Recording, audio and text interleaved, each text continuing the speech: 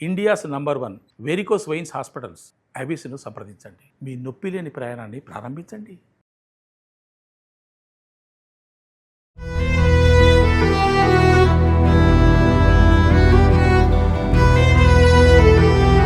నమస్తే, నేను మీ Madhuri.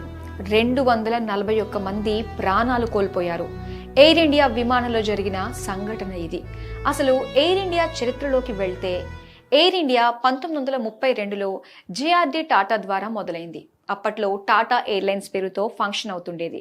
British India సమయంలో మొదలైన తొలి కమర్షియల్ ఎయిర్లైన్గా ప్రసిద్ధి చెందింది.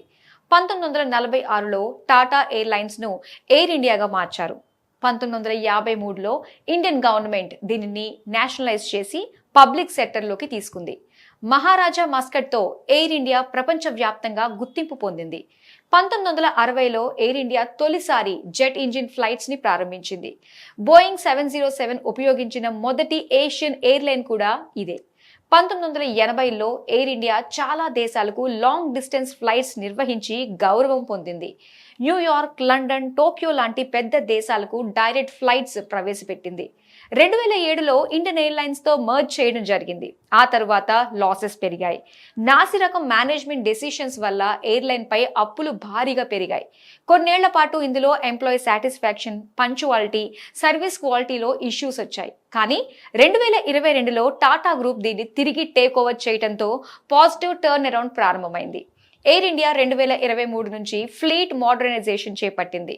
కొత్త బోయింగ్ 787 డ్రీమ్ లైనర్, ఎయిర్బస్ A350లను కొనుగోలు చేసింది. డిజిటల్ ట్రాన్స్ఫర్మేషన్ కోసం AI, biometric boarding, in-flight wifi వంటి మోడర్న్ ఫీచర్స్ ప్రవేశపెట్టారు. కొన్ని ఘోర విమాన ప్రమాదాలు కూడా చరిత్రలో చోటు చేసుకున్నాయి. ముఖ్యంగా 1978లో బాంబేలో టేకాఫ్ సమయంలో జరిగిన క్రాష్లో 213 మంది మరణించారు.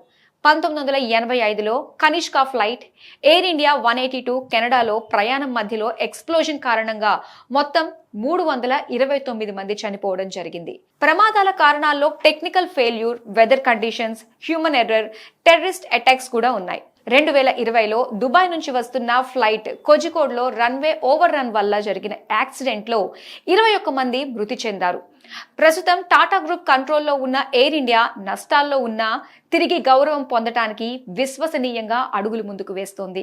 మన దేశంలోనే కాదు, ప్రపంచంలో ఈ విమాన ప్రమాదాలు జరుగుతూనే ఉన్నాయి. ఈ Ahmedabad Boeing 787 dream liner crash వల్ల మళ్ళీ ఎయిర్ ఇండియా చరిత్రలో మరో మచ్చలా మిగిలిపోయింది. జరిగిన విషాదానికి ఎయిర్ ఇండియా కొన్ని విధాలుగా విఫలమైన ఎయిర్ ఇండియా ఎప్పటిలాగే మళ్ళీ తన మహారాజా స్థానం చేరాలని ఆశిద్దాం. ప్రయాణికులను గమ్యస్థానాలకు క్షేమంగా చేర్చాలని కోరుకుందాం. నమస్తే.